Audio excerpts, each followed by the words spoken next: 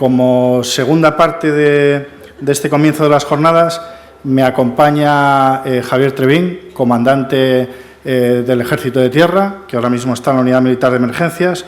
El comandante Trevín tiene formación militar de grado superior, aparte de muy diversa formación especializada en el campo de las emergencias, como el curso básico de emergencias, especialista de rescate en escalada, rescatador terrestre, coordinador de dispositivos de explosión socorro. Bueno, la verdad es que es una formación bastante extensa y muy específica.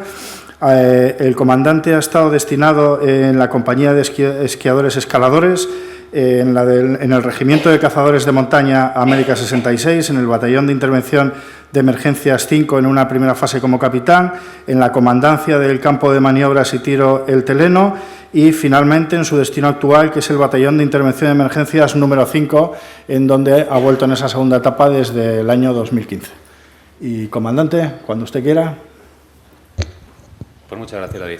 Bueno, en primer lugar, agradecer al Colegio Oficial de Trabajo Social de Asturias y a Cruz Roja por la oportunidad de participar en estas jornadas y decir, como siempre, pues que para la Unidad Militar de Emergencias es un placer poder transmitirles quiénes somos y cómo trabajamos y, sobre todo, pues a un colectivo que estamos llamados a entendernos porque somos actores en las emergencias y, sobre todo, en el nivel 3, emergencia nacional, que es para el que nos estamos preparando continuamente y en el que vamos a necesitar pues de mayor conocimiento y mayor coordinación entre nosotros.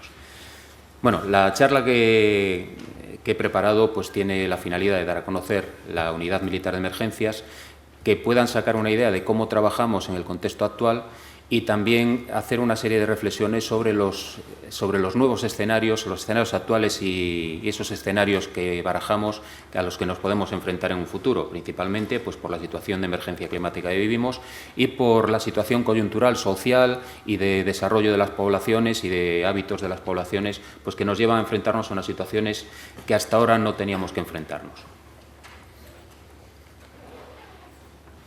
Bueno, este es el guión que voy a llevar y para centrarnos un poco pues voy a poner un pequeño vídeo que les dará una idea de, para el que no conozca la Unidad Militar de Emergencias, pues lo que somos la Unidad Militar de Emergencias hoy en día.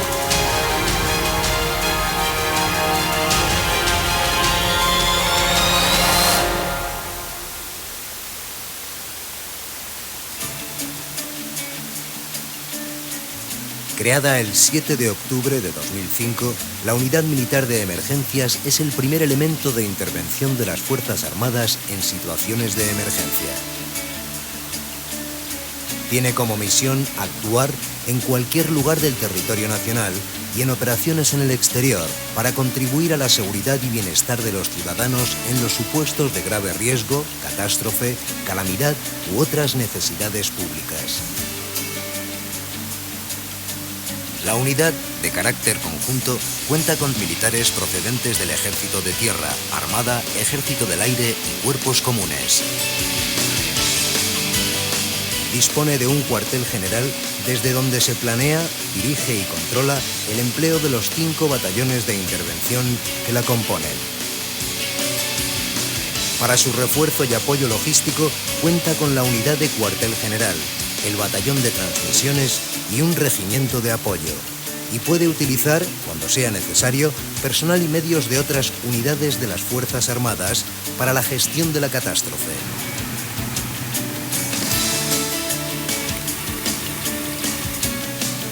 Su sistema de mando y control, basado en el Sistema Integrado Militar de Emergencias y la Red Nacional de Emergencias, permite la unificación de todos los medios de comunicación empleados en una emergencia de interés nacional. Para cumplir con sus cometidos, mantiene un programa de preparación especializado que le capacita para actuar en la lucha contra incendios forestales, tormentas invernales severas, inundaciones, mando y control, erupciones volcánicas o seísmos. La UME ha alcanzado un nivel técnico de operatividad de casi el 100% en todas sus capacidades.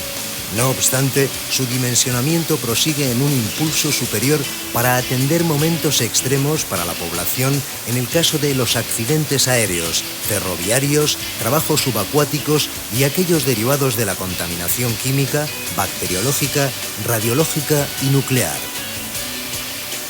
Avalado por las numerosas situaciones que ha tenido que afrontar en circunstancias geográficas y climatológicas dispares, así como por la diversidad de medios técnicos empleados, la UME se ha convertido en un referente a nivel nacional e internacional en la gestión de situaciones de desorden en la naturaleza y en la creación de unidades militares similares. Por ello, ha establecido un plan de formación de unidades militares de emergencias en el marco de una operación de colaboración militar que comprende todos los aspectos necesarios del proceso de creación de una unidad tipo batallón o regimiento especializado. Para mejorar su eficiencia e interoperabilidad, la UME realiza ejercicios de colaboración y coordinación con diferentes organismos y unidades. La experiencia demostrada en sus actuaciones le ha valido para que, en 2011, superara el proceso de certificación de Naciones Unidas que le capacita para formar un equipo de búsqueda y rescate urbano, USAR. De este modo, España refuerza su compromiso con la comunidad internacional y su capacidad de protección exterior para actuar en desastres naturales.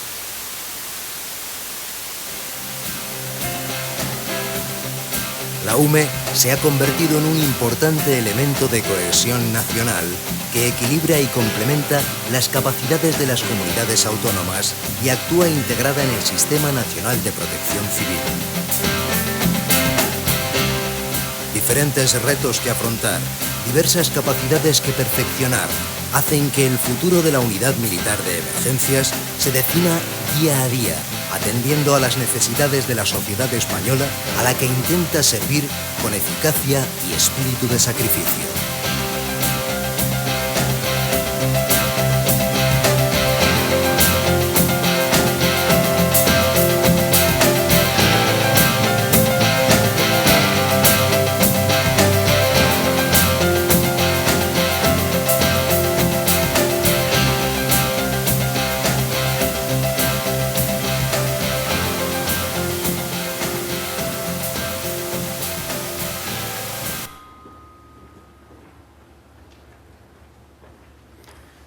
Bueno, pues entramos en materia de la charla. Entonces, lo primero que quisiera explicarles es por qué existimos.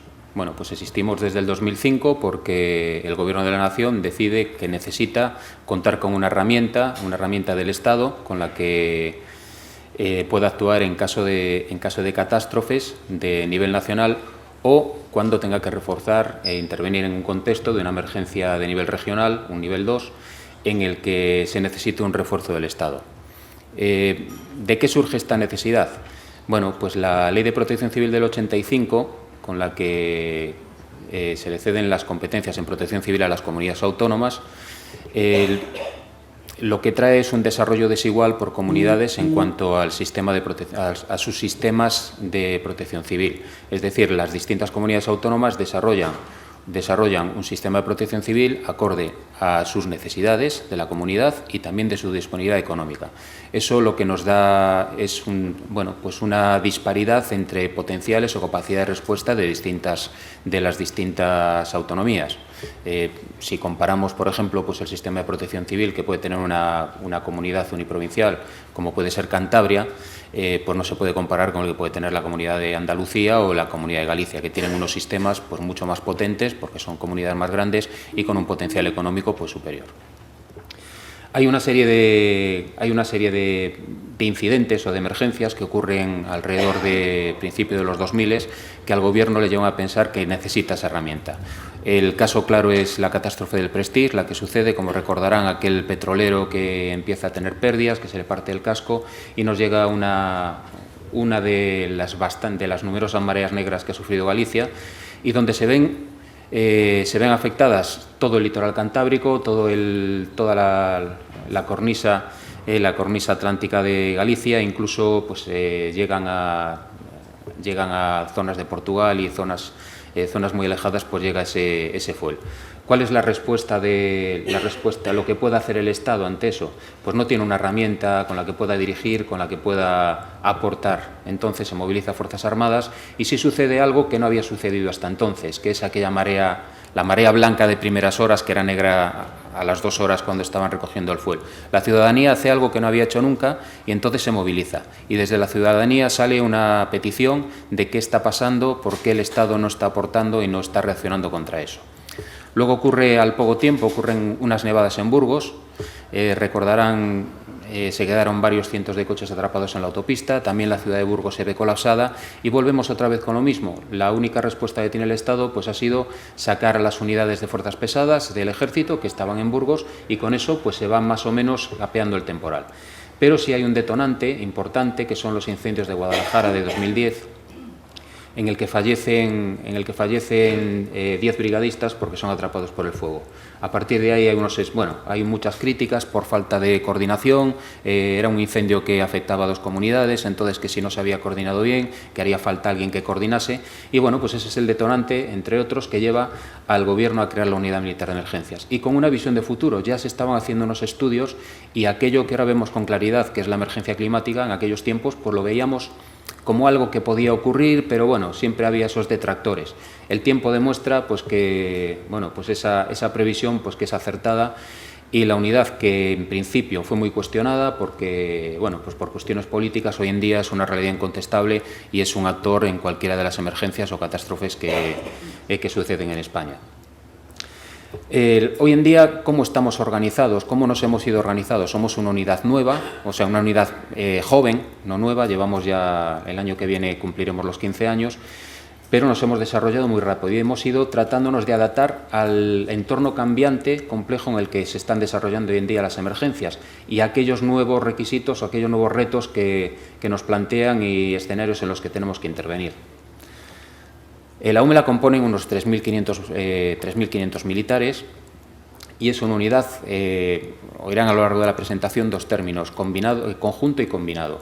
Bueno, es una unidad conjunta porque está compuesta por personal de los 3 ejércitos. El personal que venimos a la UME es un destino más y procedemos de los 3 ejércitos, del Ejército de Tierra, Ejército del Aire y de la Armada. Entonces se pide destino y nos incorporamos y trabajamos conjuntos. Una vez estamos dentro de la UME, ya no importa el ejército de procedencia y todos tenemos, trabajamos dentro de la estructura de la UME de forma indistinta. La UME la manda un teniente general, que es este que pongo aquí en el organigrama, GEJUME, y tiene un segundo jefe, que es el que lleva la parte de instrucción y adiestramiento, que es el segundo jefe de la UME, SEJUME, y su órgano auxiliar es el cuartel general. La EMES es la unidad, la Escuela Militar de Emergencias, es nuestro centro de formación. Nosotros cuando empezamos, de esto sabíamos muy poco, entonces desde el principio tuvimos que asesorarnos y aprender de todos aquellos que sabían.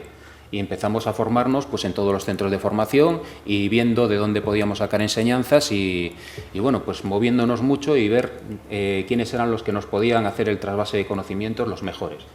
Ha llegado un momento en que nosotros estamos en condiciones, o estuvimos en condiciones ya de dar nuestra propia formación y también de transmitir nuestros conocimientos a terceros. Y entonces se crea la Escuela Militar de Emergencias, que es donde impartimos la formación, no solamente a personal de la UME, sino que acogemos en nuestros cursos a personal de otros ejércitos, personal de cualquier organismo, de cualquier administración que esté interesado.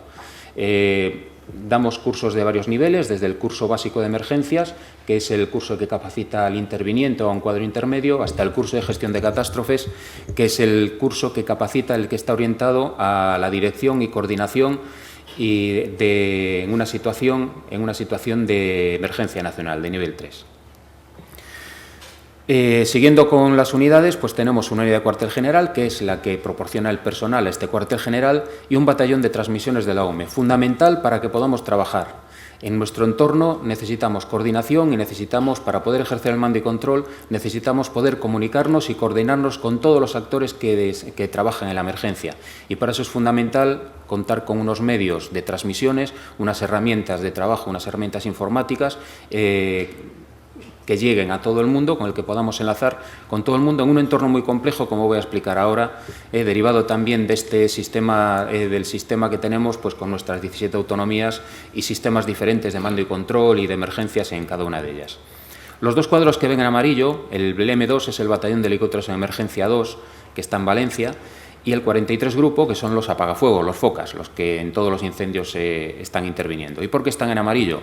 Porque no son de la UME, son el Batallón de Helicópteros de Emergencia, es del Ejército de Tierra, y el 43 Grupo lo opera el Ejército del Aire. Pero nosotros tenemos el control operativo, es decir, están a nuestra disposición, les asignamos misiones, decimos dónde tienen que ir, lo que tienen que hacer. Luego están los 5 batallones de intervención en emergencias, es el músculo de la UME. Cada uno de los batallones, para que se hagan una idea, está compuesto por 500 militares, y aproximadamente unos 200 vehículos. Son batallones muy potentes que cuando se ponen sobre el terreno pues tienen unas capacidades de trabajo muy importantes y a veces definitivas para la resolución de la emergencia. Y por último, el Regimiento de Apoyo e Intervención en Emergencias, que tiene 2 grupos. El Grupo de Apoyo a Emergencias, que principalmente nos da el sostenimiento logístico a las unidades que intervenimos, pero también es el responsable de la ayuda a damnificados. Y la última unidad que se ha creado y ha entrado ya en operatividad hace 2 años, es el GIEDMA, que es el Grupo de Intervención en Emergencias Tecnológicas y Medioambientales, que hoy en día es la unidad más potente en el ámbito NRBQ que existe en España. Bueno, ¿cómo nos distribuimos? ¿Cómo estamos desplegados? Pues principalmente cuando se creó la UME nos marcaban que teníamos que intervenir en cualquier lugar del territorio nacional, aunque posteriormente en distintas modificaciones pues también se ha abierto al extranjero, a intervenir en el extranjero y hoy en día miramos continuamente al extranjero y como verán luego pues tenemos unos equipos y una estructura que nos permite intervenir en cualquier parte del mundo en cualquier momento. Los batallones se reparten, los 5 batallones se reparten todo el territorio nacional, se lo reparten por áreas de responsabilidad.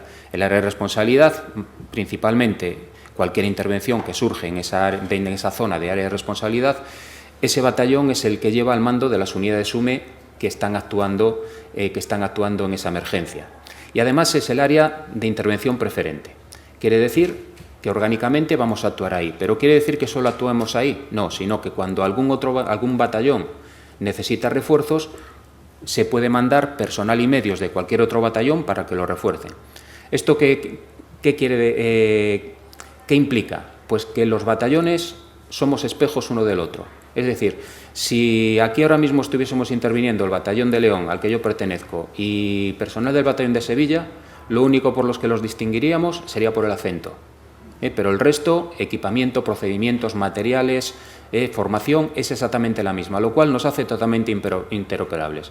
Para que nos hagamos una idea de dónde llega esa interoperabilidad, yo tengo desplegado en una emergencia, tengo desplegado en el turno de día, turno de 12 horas, tengo desplegado unos medios, unos vehículos que han montado sus dispositivos y que están trabajando. Cuando llega el relevo, el turno de noche, se hacen cargo de esos medios y exactamente lo que se encuentran al día siguiente va a ser lo mismo. Se trabaja de la misma manera, los diques se construyen de la misma manera, el ataque al fuego lo hacemos de la misma manera y si tenemos que estar trabajando con maniobras en espeleo-socorro donde sea, todo es exactamente igual.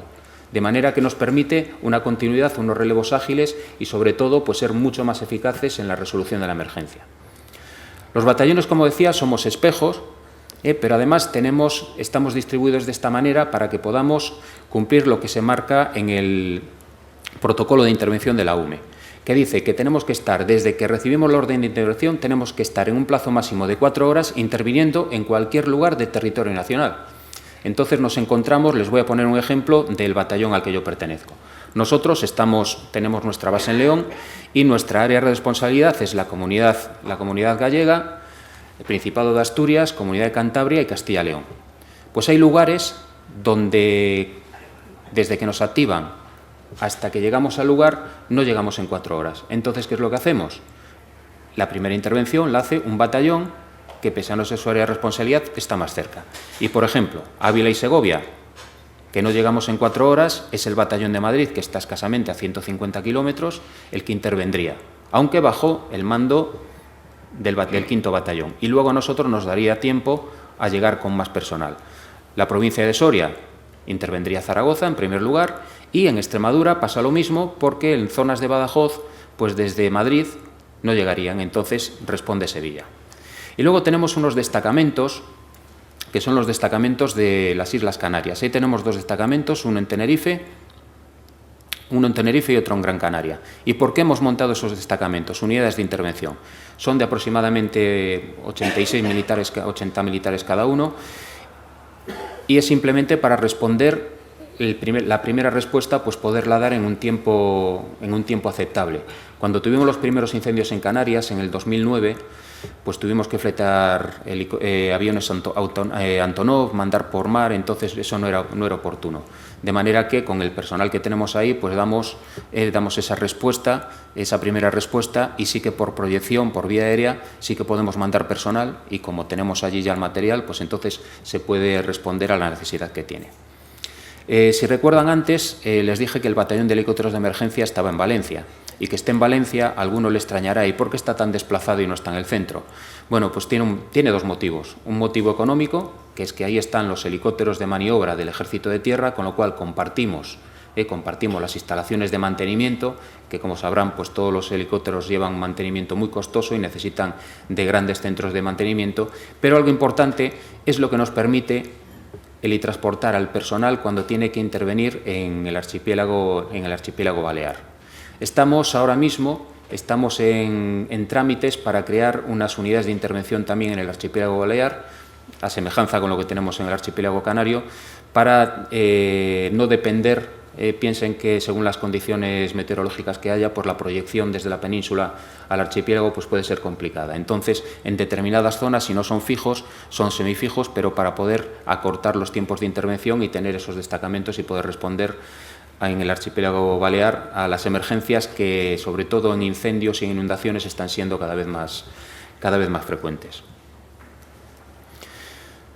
Bueno, las capacidades de la UME, es decir, ¿qué hacemos? ¿Qué podemos hacer? Nosotros definimos como capacidad eso, ¿qué podemos hacer?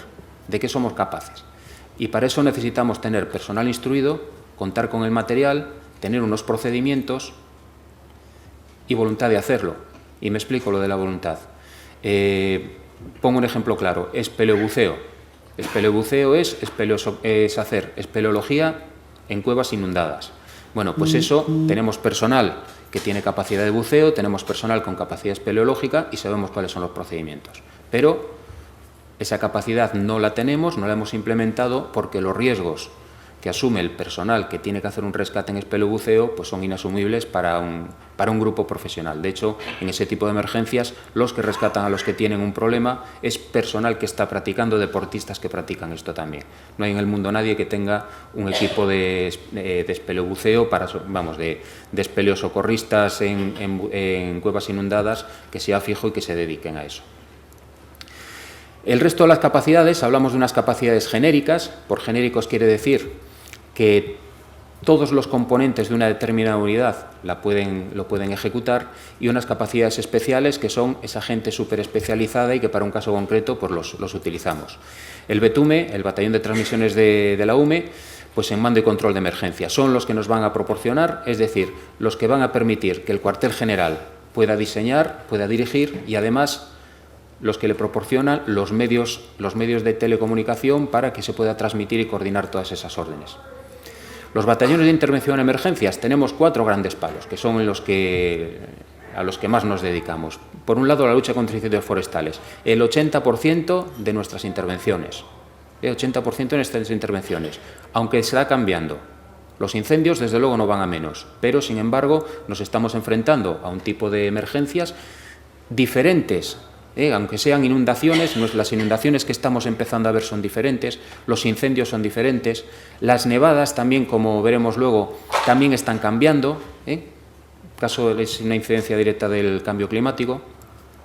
Trabajamos en grandes nevadas y otros fenómenos meteorológicos. Grandes nevadas, las que nos preocupan a nosotros no son las que suceden en la montaña, nos preocupan las emergencias producidas por nevadas en vías de comunicación, sobre todo de alta capacidad, y en aquellas nevadas que puedan afectar a núcleos de población o que dejen aislados a determinadas zonas de un territorio, como pueden haber sido las nevadas que en octubre del 18 ocurrieron aquí en Asturias y que aislaron todo el occidente de Asturias. Seísmos y deslizamientos de terreno. España no es un país que tenga un riesgo sísmico elevado, pero sí que tenemos una zona, la zona de Almería, la zona de Murcia principalmente, y que ya hemos tenido que intervenir con el terremoto de Murcia, donde aparte de intervenir en el sostenimiento de estructuras montamos un campamento de damnificados. Luego verán una imagen parecida a lo que montamos en Murcia. Y también hemos intervenido en Ceuta y Melilla pues con unos seísmos, pero principalmente en la parte de estabilización de estructuras y de bienes de interés cultural. El Regimiento de Apoyo a Emergencias, Riesgos Tecnológicos, NRBQ, todo lo que sea. Ahora mismo estamos participando en el Congreso de Espacios Confinados y Obras Subterráneas que ha organizado UNOSA. Pues hemos participado en ese congreso y ahora mismo hay una demostración final, y tenemos ahí personal que está con un grupo de búsqueda y rescate y con un equipo de entrada y de reconocimiento en ambientes contaminados y de intervención en ambientes contaminados. Cualquier cosa que pase relacionada con cualquier empresa, cualquier riesgo tecnológico, nuclear, químico, lo que sea, tenemos una unidad potentísima. Está centrada por una cuestión de coste y una cuestión de operativa en Madrid, y desde Madrid se desplazaría a cualquier lugar del territorio nacional y ahí intervendría. Y por otro lado, el apoyo a damnificados. Nuestro gran reto es el nivel 3, las grandes catástrofes, y como veremos luego, el escenario evoluciona a grandes evacuaciones y sobre todo hay que desarrollar una gran capacidad de atención a damnificados. Veremos que muchas veces lo que antes era, por ejemplo, un incendio forestal, que antes lo que nos preocupaba era que no ardiese el monte. Ahora el tipo de incendio al que nos estamos enfrentando, y no hay nada más que ver a otros países como es California o como está sucediendo en Australia, están obligando a evacuar a veces a cientos de miles de personas. Y no pensemos que son solo los pobres. Se están evacuando en Malibú, se están evacuando en muchos sitios, en las casas de los millonarios, porque eso es imparable, este nuevo tipo de incendios. Y las capacidades especiales, pues nos estamos moviendo, pues cualquier cosa que pueda surgir en una emergencia, pues tenemos personal muy técnico que es capaz de solventar pues esas situaciones que requieren de una preparación específica o de un nivel técnico muy alto. Búsqueda y rescate en cualquiera de los escenarios, intervención en espacios confinados, pues que puede ser túneles, pueden ser edificios donde ha habido fugas de cualquier otro tipo. Apoyo a la movilidad, los puentes, cuando en cualquier emergencia donde se vea afectada la movilidad porque se han visto arrastrado puentes, pues tenemos una serie de puentes que podemos montar y poder restituir esa vialidad, que es fundamental para poder intervenir en esa zona. El apoyo a espeleosocorro, a alguno le extrañará. ¿Cuántos hacen espeleosocorro? Pocos. Pero el problema es que cuando alguien tiene un problema dentro de una cueva, se acuerdan seguramente recientemente de los portugueses en Coto Coventosa o de las chicas estas catalanas este verano, también en la misma cueva, pues resulta que hay que montar un dispositivo que requiere de varios cientos de personas y sobre todo muy especializado los que están dentro de cueva.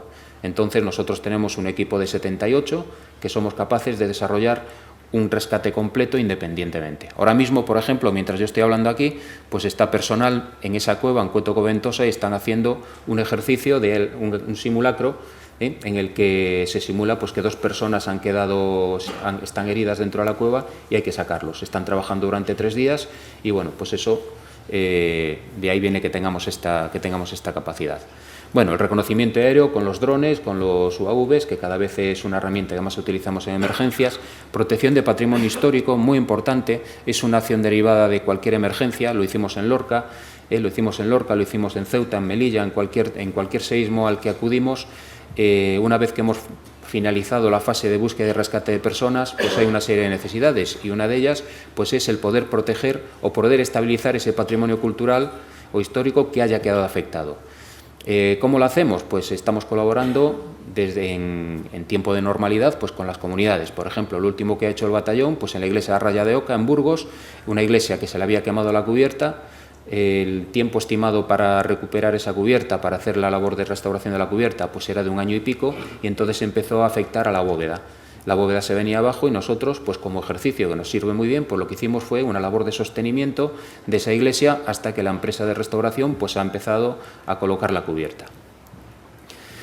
Trabajos subacuáticos, nuestros buceadores hacen tanto todo tipo de búsquedas como todo tipo de trabajos. Pueden hacer demoliciones, pueden hacer refuerzos de estructuras y luego pues todo tipo en cualquier espacio, y trabajamos siempre en aguas interiores. Nosotros no trabajamos en mar. La parte de mar la tiene Sasemar, la tiene todo lo que es y la Armada es la que tiene esa responsabilidad, pero en lo que es aguas interiores trabajamos nosotros. Grandes accidentes ferroviarios, como pudiera ser el caso del Albia, el que ocurrió el caso del Albia, pues tenemos personal preparado en ese tipo de intervenciones, y de hecho en la base de Torrejón, tanto para accidentes aéreos como para accidentes ferroviarios, pues tenemos aviones y tenemos vagones de tren pues para poder intervenir. Y la parte de gestión de fluidos, que eso forma parte de todo lo que es la capacidad de achique de la UME. Esto es un gran sistema que es capaz de, bueno, pues de aspirar grandes masas de agua y de lodos y transportarlas a distancias cercanas a 1 kilómetro, lo cual en grandes superficies, como ha pasado en la Dana en Murcia, pues entonces nos permite de zonas inundadas con gran capacidad pues extraer esa agua y bueno, pues ayudar a la recuperación de la normalidad. O en el túnel de la T4, este que se inundó hace el año pasado, pues el agua de ese túnel, que había varios cientos de hectómetros metidos en ese túnel que impedían el acceso a la T4, pues fuimos nosotros los que extrajimos esa agua y volvimos a recuperar la vialidad. Si nuestras capacidades no llegan, tenemos las capacidades del resto de las Fuerzas Armadas. Por ejemplo, como veremos luego en ayuda a damnificados, nosotros tenemos capacidad para montar un campamento para 1000 damnificados, pero el Ejército de Tierra tiene una capacidad superior. No está disponible en el tiempo que tenemos nosotros, pero en base a tiendas de campaña, entonces se pueden pedir, y cuando necesitamos cualquier refuerzo, pues es el ejército, los ejércitos que sean, el que tiene la capacidad, el que nos lo pone a nuestra disposición. Y bueno, y decíamos antes que es fundamental la capacidad de mando y control. Esto C2 es mando y control, y CIS pues toda la parte de transmisiones. Entonces lo voy a pasar rápido para que vean. Cuando nosotros creamos la UME teníamos claro que el diseño, la arquitectura de referencia tenía que basarse en dos parámetros: integración e interoperabilidad. Integrarnos en aquello que existía y podernos comunicar con cualquiera. Si ahora mismo pusiese en una transparencia, pusiese los distintos sistemas que utilizan las comunidades autónomas para comunicarse dentro de los sistemas de emergencia, pues veríamos que no me llegan los dedos de esta mano. Con lo cual, y todos ellos son incompatibles. Con lo cual, si yo tengo que intervenir en cualquier comunidad, tengo que tener unos sistemas que me permitan integrarme y hacerlos compatibles. Y por otro lado, yo tengo que hacer, cuando se crea la UME, a la UME se le dota de unos sistemas de transmisiones que tienen que también poder comunicarse con los sistemas de toda la red militar que existe ya y con los sistemas de la red civil que están funcionando. Y todo eso lo gestionamos con un sistema militar de gestión de emergencias. ¿Y cómo pasamos a la parte civil? Mediante la Red Nacional de Emergencias, la red RENEM, que ahora veremos en la próxima transparencia, pues en qué consiste. Bueno, como sabíamos eso, hicimos un análisis y dijimos, ¿qué es lo que necesitamos? El sistema de transmisiones con lo que nos vamos a comunicar, ¿qué características tiene que tener? Y uno era que funcionase cuando nada funciona. Si trabajamos en el peor de los escenarios, por ejemplo, un terremoto de Haití, un apagón tecnológico, de nada nos vale. Voy a poner un ejemplo claro. Ahora mismo todos estamos comunicados, tenemos internet, tenemos nuestras redes sociales, tenemos tal. Y resulta que tenemos una nevada extemporánea en octubre del 18 que, debido al retraso, al otoño, a la prolongación del verano, pues nos cogen Asturias con los árboles con hojas. Y esa nevada de medio metro, que no parece que sea demasiado importante, pues lo que hace, carga de nieve los árboles se le rompen las ramas, y al caer las ramas nos corta el fluido eléctrico, nos corta las líneas telefónicas. Con lo cual el occidente de Asturias no tiene teléfono fijo, y durante un par de horas, con las baterías de respaldo de los repetidores, tienen teléfono móvil, pero en cuanto se van esas baterías de respaldo, pues ya no tenemos comunicación, y nos encontramos con todo el occidente de Asturias incomunicado. más allá de lo que no me puedan decir, es que yo no tengo información de qué es lo que está pasando, no se puede llamar al 112, no sabemos qué ocurre en los pueblos y entonces tenemos que ser capaces de recuperar eso. Entonces sabíamos que en una situación, por ejemplo esa situación, nosotros tenemos que tener unos sistemas que nos permitan seguir comunicando. Y entonces trabajamos con satélite, trabajamos con la radio de toda la vida, la que no se basa en repetidores terrestres que necesitan comunicación. Y luego tenemos unos sistemas que somos capaces de recrear burbujas virtuales, con lo cual lo que damos es cobertura a nuestro sistema donde no hay nada y con eso podemos seguir trabajando nosotros. Es muy parecido a lo que hace Telefónica cuando se estropea un repetidor o se corta, que llegan con una furgoneta, levantan una antena y a partir de ahí empieza a haber otra vez cobertura, porque es un repetidor móvil que lo ponen ahí. Pues nosotros trabajamos así. Luego teníamos que ser capaces de comunicarnos con cualquiera. Si nos vamos, una característica que tienen las emergencias hoy en día, las catástrofes, es la multitud de actores que están interviniendo en la emergencia. Imagínense, desde bandas forestales, el walkie que lleva un señor de protección civil, comunidad A que viene con el sistema Tetra, comunidad B que viene con Tetrapol, otros que traen un teléfono móvil. Entonces nosotros debemos de ser capaces de comunicarnos con todo. Bueno, pues lo que tenemos es un integrador donde cualquiera de estos sistemas entra en el integrador y sale por nuestro canal de comunicación, con lo cual garantizamos siempre esa comunicación. Y por último, que no tuviéramos problema de alcance. Cualquiera que ha utilizado sistemas de transmisión, pues sabe que a medida que te alejas, tiene un alcance, la onda que emite tiene una potencia, y la potencia, bueno, y también influido por las condiciones del terreno, orografía principalmente, pues entonces se ven afectadas. Pues a nosotros no nos podía afectar eso. Entonces, tenemos esos repetidores y tenemos esa red Tetrapol. La red Tetrapol es un sistema de radio que se basa, lo utilizan algunas comunidades, pero principalmente la UME y Fuerzas y Cuerpos de Seguridad del Estado. Y se basa en un sistema de repetidores. En cuanto yo aprieto el PTT, es decir, el pulsador, el repetidor me coge el mensaje y me lo manda y digamos que ilumina pues, lo que es una célula, que viene a ser una provincia entera. Vale, y además, con ese aparato, si yo marco el número del terminal del aparato con el que quiero hablar, ya puede estar en cualquier lugar del territorio nacional que me lo va a poner, me voy a poner en comunicación. Con lo cual, con eso, en cuanto a materiales, lo teníamos cubierto.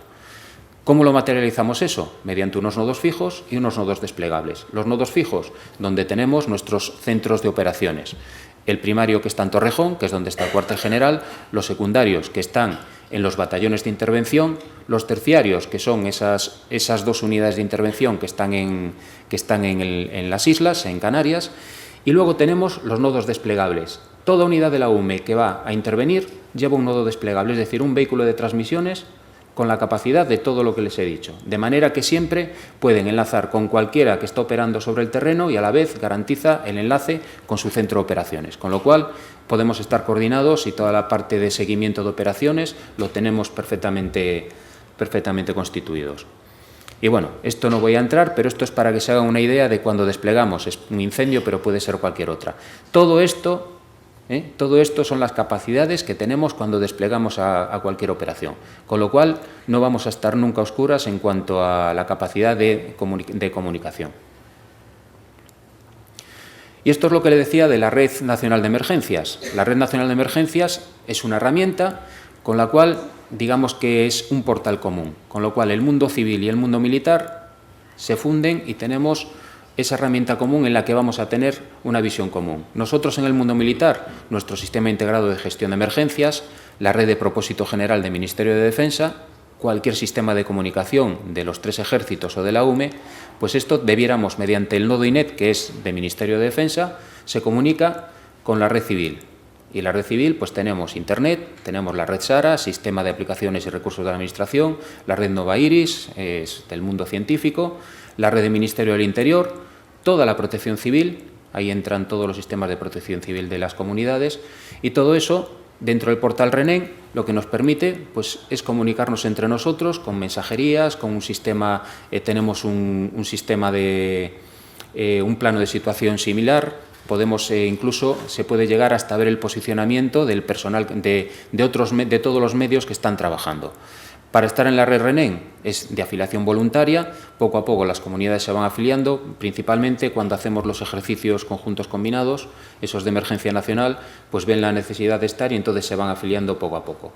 Con Asturias estamos pendientes de unas cuestiones técnicas y posiblemente en el año 2020 pues estén ya afiliados, con lo que tenemos, pues desde que yo tengo en el centro de operaciones consolas donde veo las emergencias que ocurren en Asturias, pero si tuviéramos que entrar a intervenir de forma conjunta a un nivel nacional, pues tendríamos simplemente nuestra consola desde la que estaríamos trabajando y unos sistemas comunes. Bueno, los procedimientos de activación. Una vez que estamos listos para activar, nosotros no vamos a los lugares, necesitamos que nos activen. Necesitamos que nos activen. Entonces, hay dos procedimientos. Uno, si la emergencia es en territorio nacional, y aunque esta transparencia, si estuviese dando clase en la universidad, en pedagogía, me pondría un 0, pero como afortunadamente mantengo la capacidad de explicarlo, pues verán que es más sencilla de lo que parece. Bueno, si se produce una emergencia, lo que se crea primero, bueno, con una emergencia, la comunidad autónoma va a crear un centro de coordinación operativo, el CECOP. Entonces, si tienen la necesidad, surge la necesidad de que intervenga la UME, esa petición se la van a transmitir a la delegación de gobierno. El delegado de gobierno informa esa petición y se la transmite al Ministerio del Interior. ¿A dónde? A la Dirección General de Protección Civil, que es la que valora si procede la intervención de la UME o no. Esto es Ministerio del Interior, pero la UME pertenece al Ministerio de Defensa. Por lo tanto, en Ministerio de Defensa tenemos una dirección, que es la Dirección General de Política de Defensa, y es la que nos da la orden a nosotros de intervención. Una vez que tenemos la orden de intervención, proyectamos unidades que llegan a la zona de intervención e intervienen. Si la situación, como he dicho antes, prevemos o cuando estamos en zona que nuestras capacidades no son suficientes, pedimos apoyo al Estado Mayor de la Defensa y entonces le ordena al que tenga el recurso de los ejércitos que nos refuerce. Vale, todo esto puede parecer, y seguramente están pensando, bueno, pues nos ha pasado 2 días y esto no sucede. Esto, o sea, y todavía no están en zona. Esto es muy rápido, es automático, ¿vale? Automático. Desde que la comunidad saca el fax solicitando la intervención hasta que en el centro de operaciones recibimos la orden de intervención, no pasa más de 1 hora. Pero nosotros trabajamos con un concepto que es el concepto de alerta temprana. Y es que cuando a la vez que solicita la comunidad nuestra intervención, el director general del área que corresponda llama a nuestro centro de operaciones y nos dice, oye, vamos a solicitar para tal cosa, vamos a solicitar intervención de la UME. Y nosotros ya empezamos a mover unidades hacia la zona de emergencia, con lo cual pues acortamos ese plazo de 1 hora, ya tenemos unidades en marcha y acortamos los tiempos de intervención. Verán que aquí también pone ministerios competentes o entidades del sector público estatal. Bueno, pues he dicho antes lo de la T4. La T4 pertenece o la responsabilidad del túnel de la T4 era de AENA, es una empresa es una empresa del sector estatal o empresas de sectores estratégicos. También una intervención que hicimos aquí o un apoyo que hicimos aquí hace años a Red Eléctrica. Como sabrán, hay 2 líneas principales que pasan de la meseta y proporcionan fluido eléctrico a Asturias, que pasan por Pajares. Son 2 líneas que van paralelas. En el año 2010, por las nevadas que hubo, una de las líneas se cargó mucho de nieve y se vino abajo, y la otra tenía problemas en un par de apoyos. Bueno, pues Red Eléctrica solicita apoyo para poder acceder a esos apoyos que necesitan, o esas instalaciones en las que necesitan intervenir, pero ellos no disponen de la preparación técnica o de los medios. Nosotros lo que hicimos fue coger a sus técnicos, coger al material, subir a lo alto en la zona de Pajares, subir con el tractor de montaña, acercarles el material, ponérselo allí y darles todo el apoyo que necesitaban para que pudieran solucionar eso. Y luego, como dije antes, estamos cada vez mirando más al exterior. Entonces, también tenemos que responder ahora mismo, en caso de que se nos ordene, pues en cualquier emergencia que suceda en cualquier parte del mundo. Para lo cual, podemos ser activados por distintos tipos de peticiones y actuar bajo distintos paraguas. Por un lado, son los acuerdos bilaterales que tenemos con países. Por ejemplo, Portugal. Con Portugal tenemos un acuerdo bilateral que en caso de emergencias pues podemos apoyarlos. Lo hemos hecho en los incendios de Portugal del 17, en los incendios del 18 y en los incendios del 19. Y lo hacemos continuamente mandándoles, en caso de incendios, mandándoles pues los aviones apagafuegos. Pero la primera vez que intervinimos con personal terrestre fue en el 18, en unos incendios que luego citaré. INSARAG es la Agencia Internacional de Búsqueda y Rescate. Pertenece a la ONU y ahí nosotros tenemos homologados, como habrán escuchado en el vídeo, tenemos certificados a nuestros equipos de búsqueda y rescate. Los tenemos a disposición de ONU y si en caso de una catástrofe ONU proyecta personal de búsqueda y rescate, nosotros nos integramos dentro de ese dispositivo y bueno, pues para poder participar tenemos que estar certificados, tenemos que haber pasado todas esas pruebas de certificación y en España pues ahora mismo de búsqueda y rescate pues hay 6 equipos. Uno es del ERICAN, de la Comunidad de Madrid, y 5 son nuestros, uno en cada uno de los batallones. Y mantenemos siempre capacidad permanente, siempre uno está en alerta para poder ser proyectado. Y donde más centrados estamos ahora mismo es en el mecanismo de protección civil de la Unión Europea, donde tenemos, como veremos ahora, pues tenemos varios módulos de distintos tipos y los mantenemos siempre en disposición de ser proyectados al extranjero. Cuando cualquiera o la Unión Europea, INSARAG o cualquier país solicita la intervención, pues aquí iría al Ministerio del Interior, a Protección Civil, pero también al Ministerio de Asuntos Exteriores y Cooperación, a la ECI, ¿vale? Entonces, simplemente de ahí seguiríamos lo mismo, se evaluaría si procede o no procede, nos llegaría al Ministerio de Defensa y vía DIGEMPOL nos ordenarían que interviniésemos. Estos son los ejes de actuación principales que tenemos ahora de cara al exterior. Con la Unión Europea, el mecanismo de protección civil, donde tenemos ofertados ya no ofertados a disposición 7 módulos que veremos ahora, y los países vecinos, pues principalmente pues con Francia, que mantenemos una relación. Francia es importante para la UME. Francia fue el modelo en el que nos basamos. Saben que tienen las UICs, las unidades de defensa civil, similares a la UME, aunque de menor tamaño, pero fue en lo que nos basamos cuando empezamos a desarrollar lo que iba a ser la UME, pues fue en el espejo donde miramos, de los que aprendimos y nuestros primeros asesores. Con Marruecos tenemos un acuerdo bilateral, les estamos dando formación y también intervenimos en caso de emergencias, principalmente en incendios forestales. Con Portugal ese acuerdo bilateral que ya he citado y con Argelia, que también estamos con acuerdos de colaboración, formación, asesoramiento y también de intervención cuando es solicitado. Les llamará la atención a lo mejor OTAN. ¿Por qué estamos en OTAN si nosotros digamos que somos una unidad que nos dedicamos a protección civil? Pues porque hay determinadas situaciones en las que puede ser requerido una intervención relacionada con una emergencia de protección civil en una zona en conflicto. Entonces ahí iríamos nosotros. La OTAN nos daría el paraguas de seguridad dentro de la zona en conflicto y nosotros intervendríamos. Y de hecho, dentro de la OTAN, en el battle group que tiene la OTAN, constituido para respuesta inmediata, siempre tenemos una unidad, principalmente de búsqueda y rescate, que está con unas disposiciones para ser proyectado con ellos. Y con los países iberoamericanos, pues que estamos trabajando, bueno, pues muy estrechamente, estamos asesorando a más de 11 países, tanto para la reforma, como expertos para la reforma de su sistema de protección civil, como para la constitución de unidades similares a la UME, como habrán visto en el vídeo, pues de tipo batallón. Con el que más avanzado estamos es con Perú, pues que están en disposición ya de tener una unidad operativa en breve. Estos son los módulos que hoy en día tiene España ofertados en el mecanismo de la Unión Europea, de los cuales 7 son de la Unidad Militar de Emergencias. Por un lado son expertos y asesores en incendios forestales, un módulo es del Ministerio de Agricultura y el otro es el nuestro. Tenemos un módulo de combate de incendios forestales con medios terrestres, otro módulo de búsqueda y rescate en montaña, un módulo en el que tenemos 5 equipos de búsqueda y rescate urbano, los USAR, y este que aparece fuera, pues ese que os he dicho del ERICAN, el módulo también de rescate en cuevas. Hay un módulo de combate de incendios forestales con medios aéreos que lo proporciona la Comunidad de Extremadura.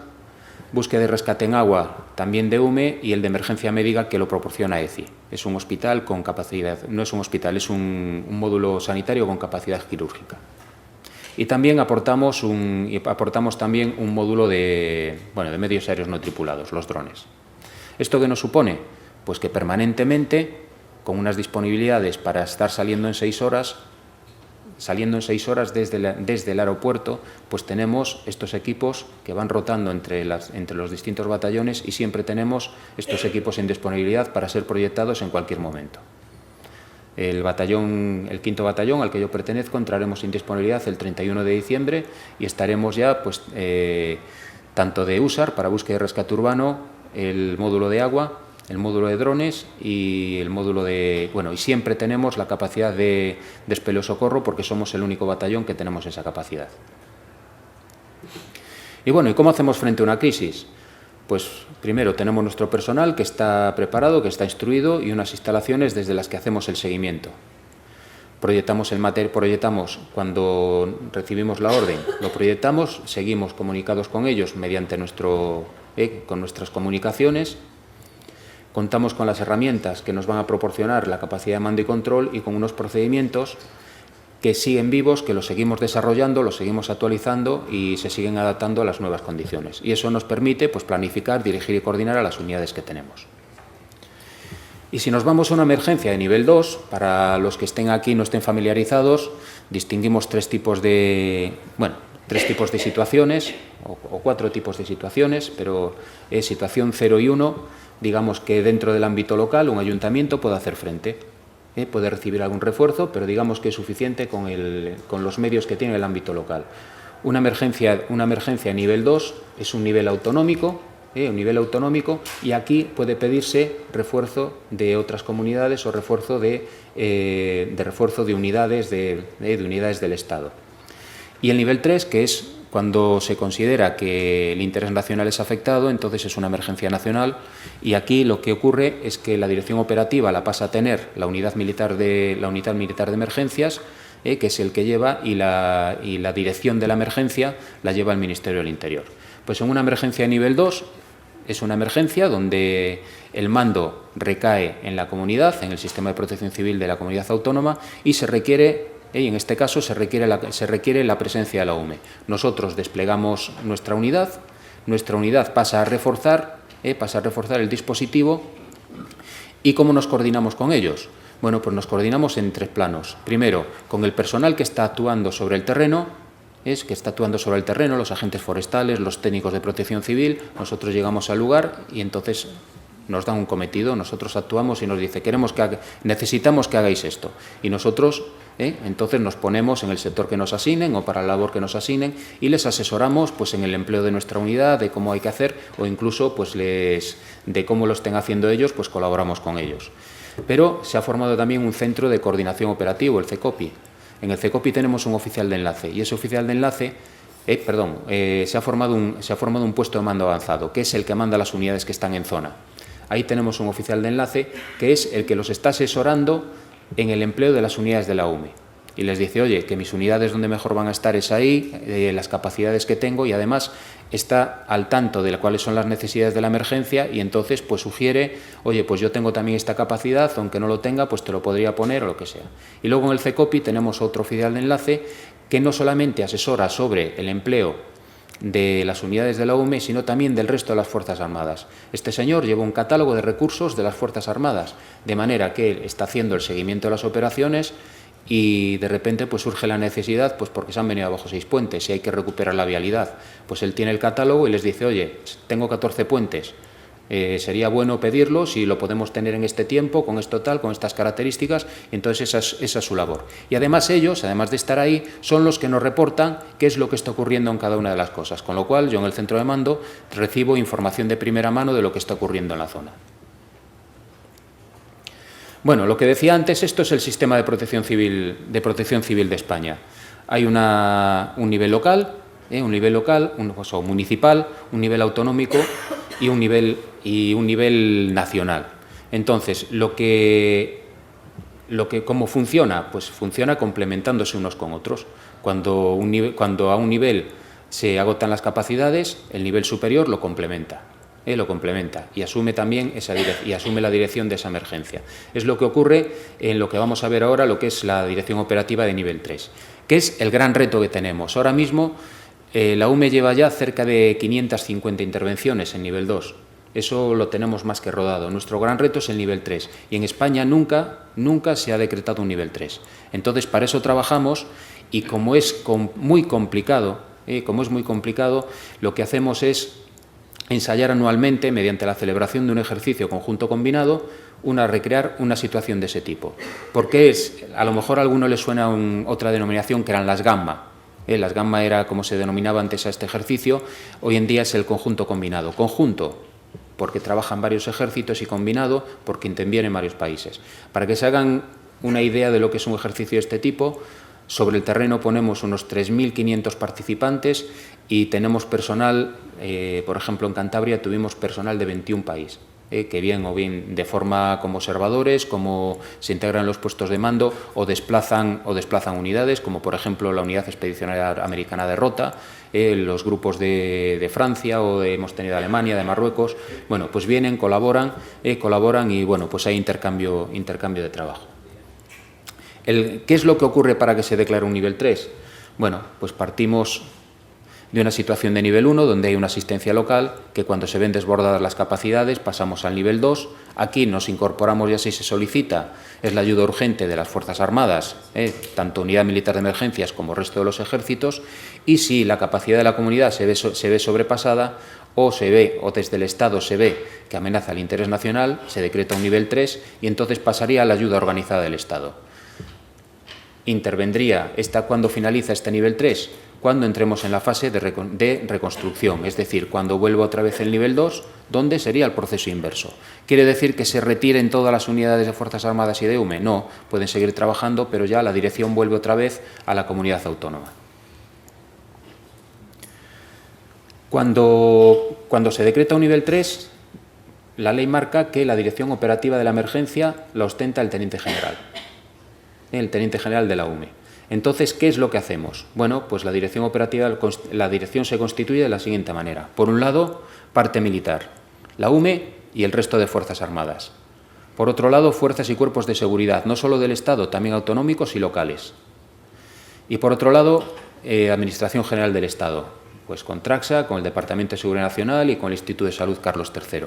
Y por otro lado, toda la parte de los sistemas de las comunidades, sistemas de protección civil de comunidades autónomas, distintas ONGs, aquí he puesto a 3, pero tenemos multitud de actores, y las empresas, sobre todo de sectores estratégicos, y que van a venir vinculadas principalmente relacionadas con el suministro de servicios esenciales. Y esta es la organización operativa que tendríamos en la Dirección Operativa de la Emergencia. Tendríamos un puesto de mando fijo, que está en Torrejón, donde está el Teniente General, pero sobre el terreno lo que organizamos son unos mandos operativos integrados, que es el que va a coordinar con la comunidad autónoma todas las unidades que están, todos los agentes que están operando dentro de la zona que se declara de nivel 3. Que declaremos de nivel 3, o sea, una emergencia de nivel nacional, no quiere decir que todo el territorio nacional está en nivel 3, sino que se declara el nivel 3, se circunscribe a una zona, ¿vale? Que es la que se va a ver, Es importante todo esto porque luego no solamente está la fase de intervención, está la fase de reconstrucción y dependiendo de que la zona esté dentro del nivel 3 o no, va a recibir un tipo de ayudas por vía urgente o de determinada cuantía que de otra forma van a ser diferentes. Entonces podemos crear un mando operativo o varios, normalmente en este MOPI lo manda el segundo jefe de la UME, un apoyo logístico a la emergencia, que es el que nos va a proporcionar todo lo que necesitamos los intervinientes para poder trabajar, y los medios aéreos que se mantienen centralizados. Los medios aéreos siempre son escasos, Ni los americanos, que tienen todo tipo de archiperre volador, les sobran los medios aéreos. Entonces, siempre por doctrina los mantenemos centralizados y se les da las misiones y se recuperan, ¿vale?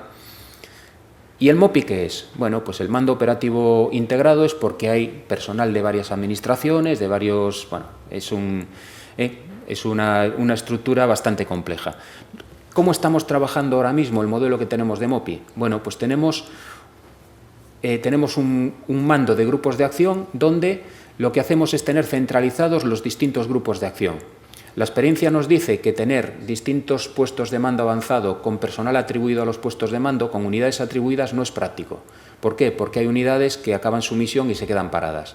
Entonces, lo que hacemos es, cada sector de la emergencia se le asigna a un puesto de mando y ese puesto de mando, según las intervenciones o las necesidades que va teniendo, les vamos asignando distintos equipos de los distintos grupos de acción.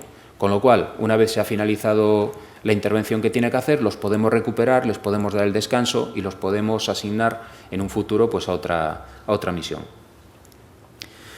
El personal que está sobre el terreno necesita unas necesidades propias que se las va a dar el mando de apoyo logístico integrado, pero también le tenemos que dar el apoyo sobre el terreno a todos los damnificados. Entonces, de esto se carga el Mali.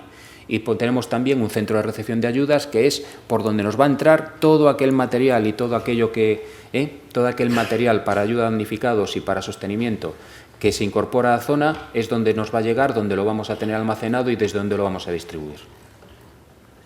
Al final, esto es lo que hace el MOPI.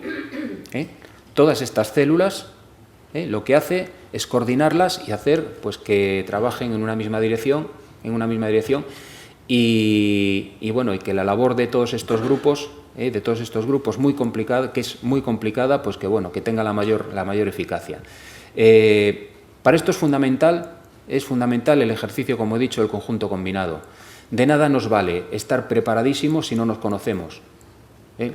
Lo que estamos haciendo hoy aquí, pues es fundamental para que cuando se integren dentro del grupo de psicosocial, pues que sepan cómo funcionamos, en qué estructura vamos a estar, qué capacidades tenemos, y por eso cada vez estamos incorporando más actores a estos ejercicios, y vamos viendo con cada comunidad, pues vamos viendo vamos evolucionando, y esta estructura que les he explicado ahora, posiblemente el año que viene, cuando la desarrollemos para el próximo conjunto combinado, que posiblemente sea en Castilla y León, pues sea una estructura que haya sufrido modificaciones.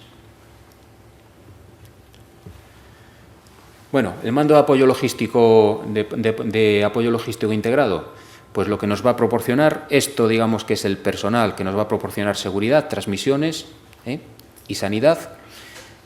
Damnificados, grupo de damnificados con los centros de ayuda al ciudadano, con los centros de recepción de ayudas, elementos de reconocimiento y los albergues de damnificados y los campamentos de damnificados. Y el centro logístico avanzado, de donde nos va a salir todo aquello que nos va a proporcionar la capacidad de dar ese apoyo. Capacidad de transporte, tanto para transportar al personal que tiene que ir a los centros, como para transportes especiales para llevar materiales. Mantenimiento, con lo que nos van a mantener, van a ser los responsables de que siga funcionando todo aquello, todos nuestros campamentos, todos nuestros vehículos. Y por último, la parte de abastecimiento, donde principalmente bienes de primera necesidad, ropa, alimentación y un pequeño almacén, pues donde se tiene, una sección de almacén donde se tiene pues material de respeto. Al final, en la célula para la atención al personal, pues bueno, hay varias células que funcionan: la célula de seguridad, la célula de comunicación pública, célula de sanidad, logística y psicosocial. Al final, pues poderle proporcionar a las personas damnificadas todo aquello que necesitan. Este es el esquema con el que trabajamos en la cadena de damnificados, con lo que digamos que en un primer momento nosotros digamos la hipótesis de trabajo y bueno, no es solo una hipótesis de trabajo, son datos contrastados y que ponemos en práctica. En una situación 2, los damnificados van a tener las plazas que le ofrecen las comunidades autónomas. Pero en una situación 3 habría un primer esfuerzo, en el que UME tenemos una capacidad para montar 3 albergues de damnificados y un campamento de damnificados con una capacidad para 1000 plazas. De Cruz Roja recibiríamos otras 1000 plazas, también con 3 centros de atención al ciudadano o albergues de damnificados. Y vía ANCA, que es la Autoridad Militar de Coordinación de Apoyos, se solicitaría a las Fuerzas Armadas, se solicitaría apoyos y tendríamos otras 2000 plazas. Esa sería la capacidad que tendríamos en ese primer esfuerzo. Si esta capacidad no llegase, pues en un segundo esfuerzo El centro de coordinación, el CECO nacional, lo que solicitaría es al resto de las autonomías, le solicitaría apoyo y entonces vendrían las plazas que dispusiesen. Lo que nosotros trabajamos en un caso de emergencia nacional, en ese primer apoyo, contaríamos con capacidad para montar 3 centros de atención al ciudadano, 12 albergues de damnificados y 4 campamentos de damnificados. Y por último, toda la afiliación, todos los registros, hablábamos de RENEN, que era una herramienta común, y entonces tenemos una aplicación en el que todos los que están dentro de la célula de personal tienen acceso. Para eso tienen que estar integrados en RENEN y va a tener un monitor y es la plataforma, o sea, lo que es la herramienta Afectados, la aplicación Afectados. Y no es nada más que un registro común donde cualquiera de los actores tiene una serie de privilegios, entonces ahí podemos filiar, podemos llevar el registro, podemos tener información, podemos hacer simplemente consultas. Desde el campamento de damnificados, cuando nos llegan los damnificados, les hacemos toda la afiliación. Algo importante, que no sé si lo verán por el tamaño, los PinfoUme. Los PinfoUme es algo que hemos visto que es importante en las emergencias, son puntos de información UME. Estos son pequeñas unidades, vehículos con transmisiones.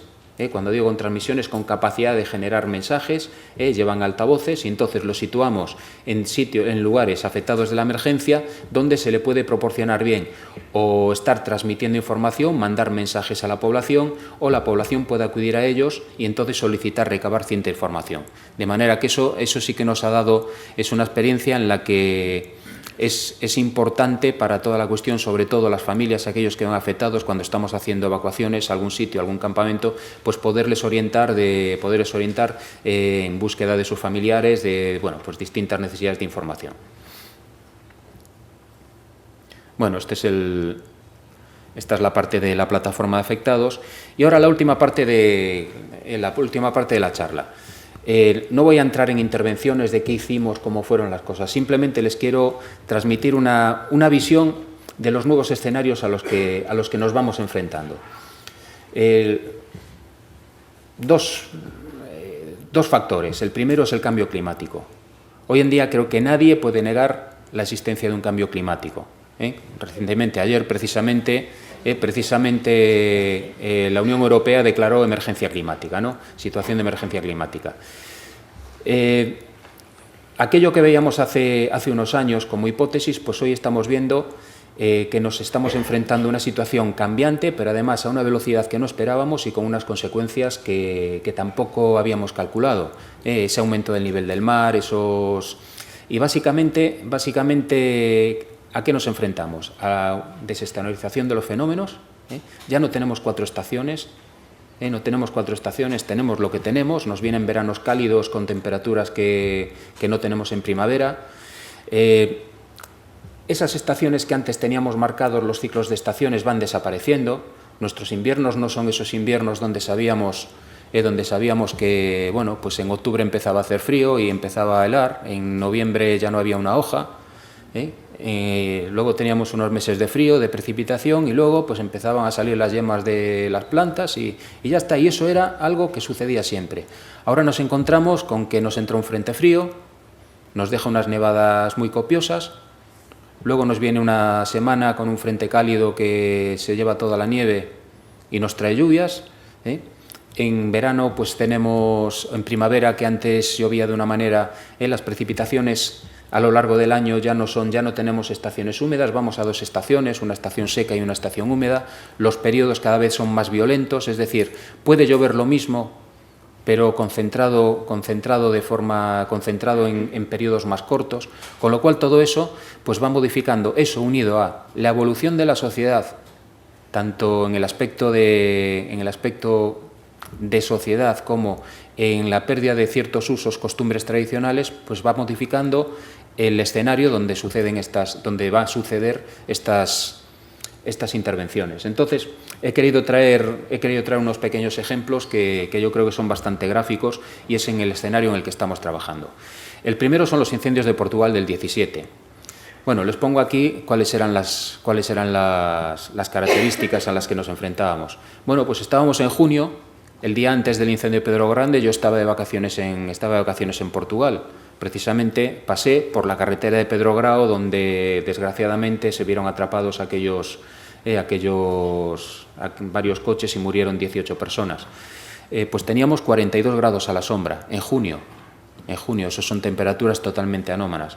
Teníamos un 8% de humedad del combustible fino muerto. Les explico qué es esto brevemente. El combustible fino muerto es las pajitas, ¿vale? Las pajitas, todo aquello que tiene menos de 1 milímetro de diámetro, ¿vale? Eso es lo que arde, lo que transmite, lo que permite que el fuego corra, ¿vale? Porque el resto, cuando es más gordo, guarda más humedad y para que la madera arda tiene que perder ese contenido de humedad. Entonces, ¿qué es lo que necesita? Algo que la seque, ¿vale? Es lo que hacemos cuando hacemos una hoguera, ¿no? ¿Qué metemos primero?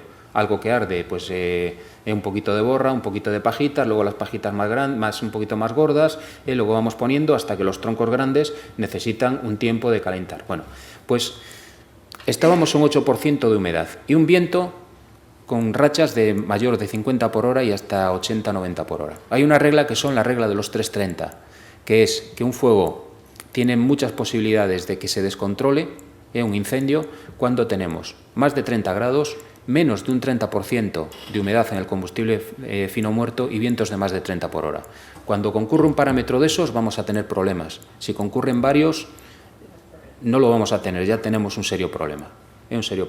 Pues se dieron esos 3 parámetros, vean cómo estaban muy por encima de esa regla de los 330, ¿no? Luego había una ausencia de control forestal. La crisis que en España nos afectó muchísimo, esa que a lo mejor no sé si la hemos acabado o la estamos empalmando o lo que sea, pero en Portugal fue terrible.